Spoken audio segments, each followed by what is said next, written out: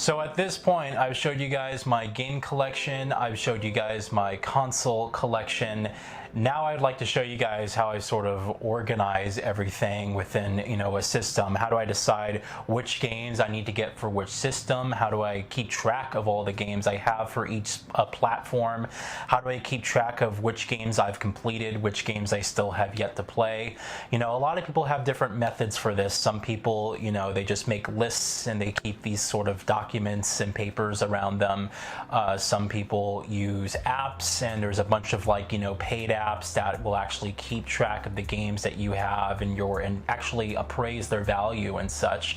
I've opted for a different solution. I basically built a system using Google Drive, and it's a method of utilizing a bunch of spreadsheets and Word documents basically to organize not only the games I have in my collection, but all the games I have for each platform, all the games I have completed and have yet to play, and then the release schedule basically for all of the games in my collection from Gen 5 all the way to Gen 9 where we are currently. And I've been using this system for well over a decade. It's really helped me sort of organize everything. And what's nice is that because it's Google Drive, it's on the cloud, I can just take it anywhere. So when I go to the game store, I just open up my phone and I just go to the Drive app and just open up the documents and see what I need to get and basically just go on from there. So I'm going to walk you guys through basically how I organize my game collection and the system that I built in place, and I hope that it will be very informative and maybe it'll give you guys some ideas. And I would love to hear what you guys do if you're a game collector yourselves. How do you sort of organize everything, and which system do you use to keep track of all your games and your systems and everything that you have yet to play? So without further ado, I'm going to go to a screen share right now on my computer, and I'll show and introduce you guys to the system that I've built. And again, looking forward to hearing what you all have to say in the comments. Okay everyone, welcome to Google Drive, well, more specifically my Drive dashboard. Yeah, I love Drive as just a platform itself. Seriously, it has built-in Google Docs, Excel. I mean, pretty much if you're in the game of business, you know exactly what Drive is. But I find it really weird that people still use Dropbox to this day when it doesn't even nearly have as much features or especially storage space as what Drive offers.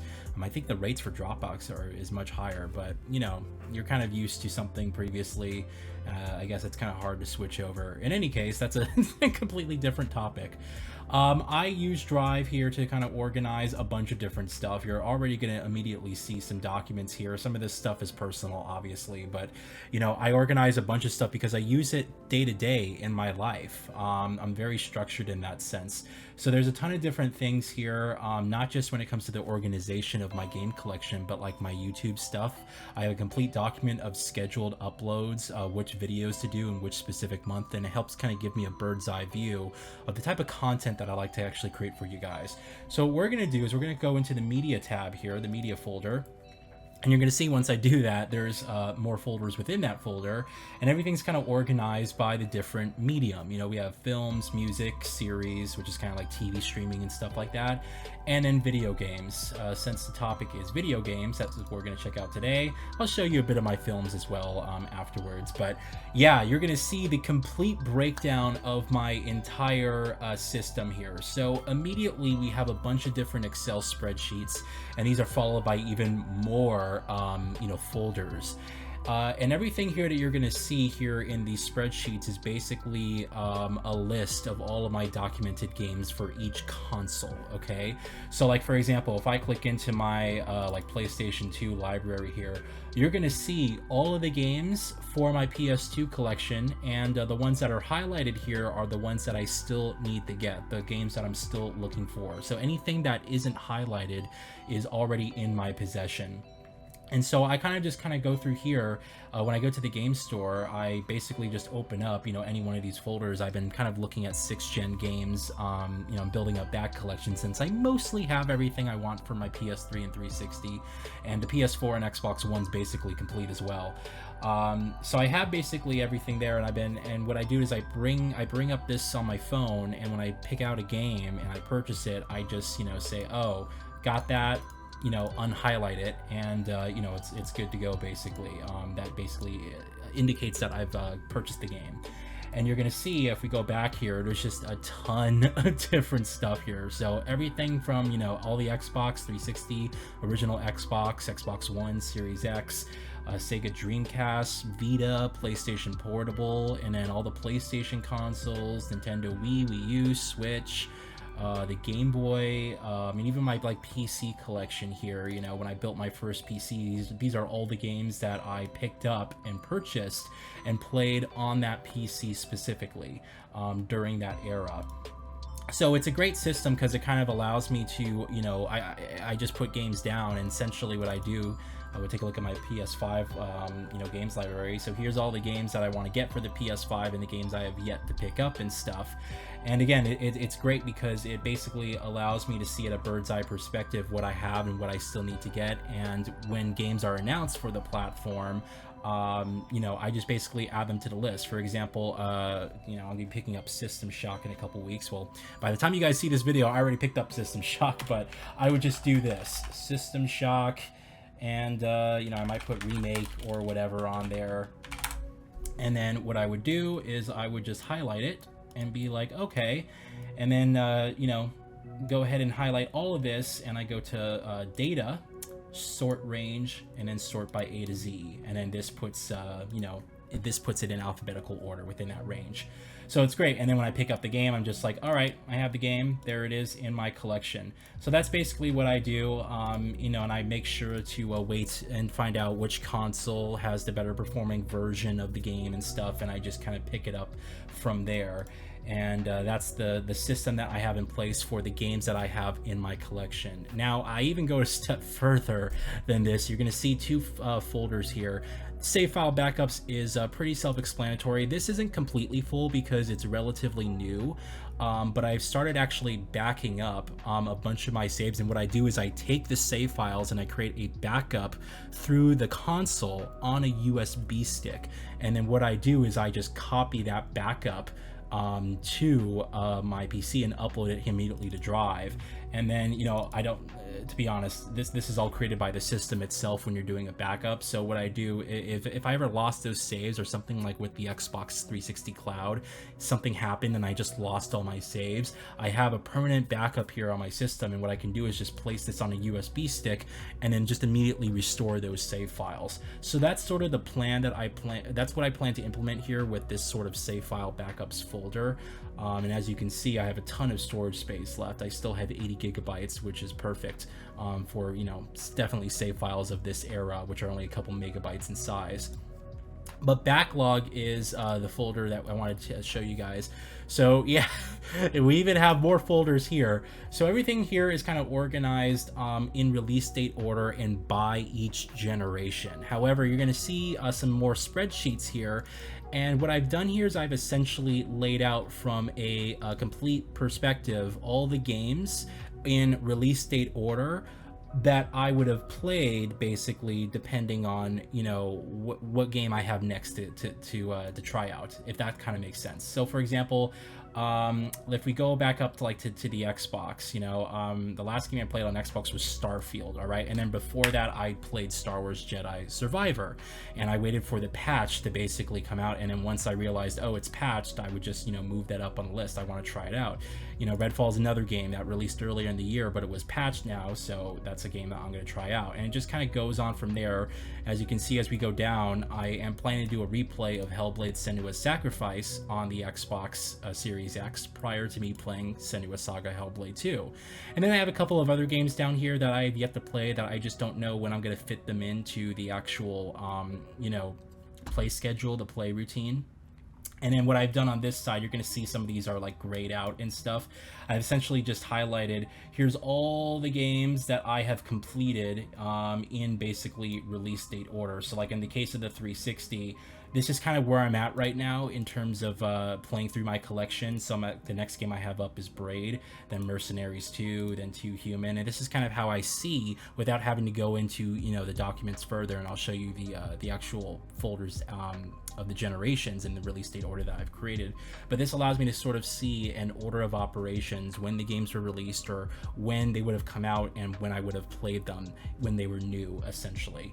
So yeah, it kind of goes through that. God, look at all the games on 360. Man, there's so many great games for that system. Anything highlighted here, by the way, are still games I need to get for this system. So this is why I kind of asked you guys if you want to see an updated game collection video, because there are a couple of games that you know, I still wanted to pick up for the system. So that's why these are specifically highlighted, just because I haven't purchased those games yet. But when I get to them, or when I purchase them, I'll just unhighlight them and then I'll play them when I get to them.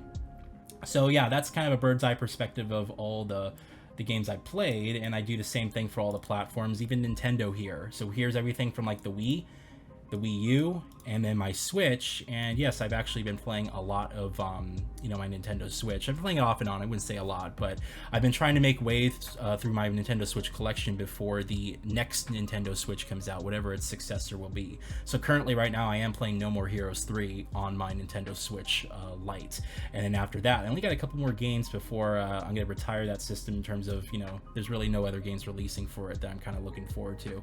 So again, it kind of gives you a good bird's eye perspective of all that. Now let's go back here, and you're going to see these folders: Gen 5, Gen 6, Gen 7, 8, and 9. All right.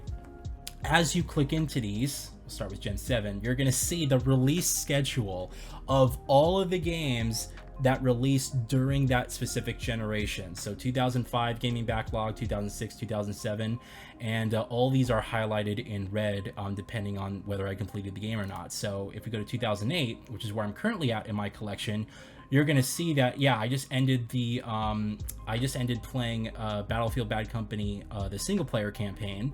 And that was the last game released in June of 2008, according to the games that I wanted to play within my collection. And then this shows you where Braid released, where Mercenaries 2 released, so on and so forth. And again, it includes digital titles. And what I've also done, if we go to 2009, I think, yeah, I've also included DLC as well. So DLC release dates for when that stuff came out, and yeah, that also influences how those games rank on the order of operations Excel spreadsheet that we just took a look at.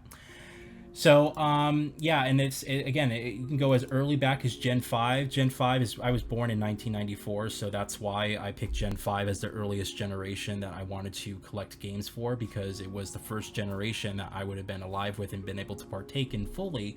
And so that's what kind of led to that criteria. But you know, you could see all the games in my collection that I want to get that were released in 1997, and this shows you the entire release schedule. And yeah, it's just awesome, and I just kind of keep updating these games, and this took a long time. I'm not going to even, you know, try to exaggerate here. This took many months to get right. It took many hours, because I had to do a lot of digging, especially for some of these older games. I had to do a ton of digging to find out, okay, when was this game released? Oh, it was released at this time. No, that's Japan release. I have to wait till I have to see what the release date was in the US. And so there was a lot of different, different quirks I had to kind of work around, different speed bumps, if you will. And you know, here's Gen 8. I pretty much completed all the games for Gen 8. I am doing a replay of a couple of games right now. Yeah, so we go to 2019. Like Control, I actually just did a replay recently of Control, and which is why it's marked as blue. If you see it marked as blue, it means, yeah, I played this before, but I didn't make any content or videos on it. And so I wanted to replay it, and I did. I captured some gameplay, and this is going to turn into a reminiscing video in the future. So what I do with Control is I say, all right, it's completed, and I use that shade of red, and that just indicates that it's good to go. So yeah, there's still a couple of other games that I want to do content for and replay and take a look at, and so that kind of is what dictates that. And here we are with Gen 9, current generation, and this shows you the current release schedule for that. So you see all the games released so far in 2024. We have the Elden Ring DLC coming up in June. Still Wakes in the Deep, which is a horror game. The Stalker Shadow of Chernobyl Remastered. This is the disc release in Japan, which I do actually want to pick up, but we'll see. And then, yeah, as games get released, so I'm sure probably in October or November, if I just put this here, make a bullet point, we're going to have Call of Duty, whatever it's going to be, you know, is going to be released at that time. So I would just add it to the list like so. And yeah, again, when I'm playing them and I complete them, I just mark them as red. And that's basically how it goes. So that's the entire system that I've adopted. You know, I'm sure a lot of you are probably thinking that I'm fucking insane and, you know, maybe slightly here, but this is, if you ever wanted to know what a true, you know, obsessive compulsive disorder kind of looks like, I mean, I've never been diagnosed, but it's not kind of hard. It's not hard to tell. And I take this probably so much more seriously than I probably should. But again, this is just kind of what works for me, and I like the fact that I can take this anywhere. Again, I can just pull it up on my phone, and because it's Google Drive, it just works, you know, over the cloud, and everything's saved. And you can download these and do it in offline mode as well. You don't have to do this in you know, like through the internet as well. You could just download offline documents and then mess with it that way, and then, you know, whenever you get an internet connection, it just updates back. So it's great. And yeah, I've done this basically not as detailed for the other ones. Like if we go into films right now, you're gonna see I have a UMD collection and the 4K Blu-ray collection. And yeah, it's not as extensive as the games here. I don't have like a pickups list for movies, but what I've done here for the films is that any films that I buy on 4K Blu-ray, I just add to this list. And then the ones that are marked red are the ones I still have not watched yet. So that's basically what that indicates there. And you can see there's just a ton. My copy of where it is, there it goes, my steelbook copy of Dune Part 2 comes in a couple weeks. I'm very excited for that. Actually, by the time you guys are seeing this, I already have it. And I also pre-ordered, I actually should put on here because I pre-ordered Civil War, the Amazon version. So I'll put Civil War on here. I think it's font 13, and then mark this as red. And then what I'll do, highlight all this, data, sort range by you know, alphabetical order. And yeah, whenever I get Civil War actually delivered to me, there it is. I'll just go ahead and you know, when I watch it, I guess I'll unhighlight this. So that's basically the criteria here. Yeah, there's a ton of, there's a ton of 4K Blu-rays that I have. And yeah, I've kind of even gone a step further and done the UMD collection. This is a little bit different though. This would actually be really fun for a video, which is kind of what inspired me to just build a small UMD collection. I only want, you know, films that were kind of released during that era, you know, like these are films that I've seen a bunch of times, and that it would just be kind of fun and nostalgic to be able to watch these on the PSP. So yeah, maybe this will make for a really fun video. What's it like watching UMDs on PSP all these years later? Yeah, man. And yeah, music as well, it's a little bit different here. I have a complete list of all the games I have, all the music I have, excuse me, digitally put on my PlayStation 3 system. So these are all the soundtracks that are basically uploaded to that hard drive. And then basically I have a short vinyl collection that I'm kind of working with right now. I have literally a brand new record player. It's I forgot the brand of it. It's an Audio-Technica. And I forgot the model number, but it's brand new. It's literally in the packaging. I had it for about a year. I haven't used it yet. So yeah, there's just a bunch of stuff going on right now. But yeah, this is kind of like one of those things where, you know, I'm really big on soundtracks. I love, you know, cinematic soundtracks. I don't really listen to or follow a lot of music artists at all. So for me, when I'm listening to music, I'm listening to literally some soundtracks. That's what I'm doing. So that's kind of what dictates that specific list. And you'll notice as well on the PS3 that the majority of these are actually soundtracks, whether it be for films or anything like that. And yeah, I mean, the same thing for series as well. I mean, this is pretty straightforward, I guess. So these are all the series that I basically watch. I just completed Witcher 3, season 3, excuse me, and I have watched The Last of Us season 1 next. So that's what I plan to watch next. And then this other side is the shows I watch with my boyfriend Jacob. So he basically he's a huge fan of anime and stuff. So all of my anime viewing I basically get from him. So you know, he basically dictates what I watch. Anime wise, but some of these are really excellent. So I keep a separate list of stuff I watch with him, and then this is kind of stuff I watch on my own, that maybe the stuff that he's not so interested in or doesn't really have the time to watch. So yeah, that's kind of what dictates that whole system. So it's a big ordeal, I guess you can say. And I'm sure a bunch of you probably think that I'm a very sad individual right now sharing this, but this is what I do, man. This is the system that I have in place, and you know, I guess I just wanted to share it because I am actually very interested to see what you guys have to say about this and what you guys do. I want to know, am I the only one who's gone this far? I can't be, man. I can't be the only one who's like built this whole network of folders and documents and spreadsheets, you know, and just kind of organized everything in this very, you know, methodical way. I can't be the only one who's done this. Please, I hope not. Anyway, that's basically the walkthrough of how I manage my games collection and my pickups list and all that stuff. I guess let me say goodbye to you guys properly. So there you have it. That's how I organize all the games in my collection. That's the system that I built in place, and like I said, I've been using that for well over a decade at this point. It's really served me quite well. I just like the flexibility of the fact that it's on the cloud.